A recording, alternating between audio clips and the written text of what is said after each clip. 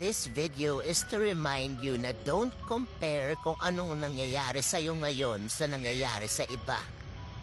Do not ask kung bakit mas successful sila, mas mayaman sila, mas may pera sila, mas maganda yung nangyayari sa kanila ngayon compared sa'yo.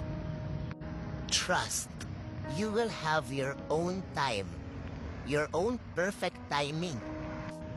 Do you know that jealousy robs you of happiness? Na dapat natatamasa mo ngayon yung mga dapat na pinagpapasalamat mo just because you're comparing yourself to others.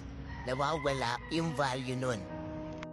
There's so many things in life worth thanking for.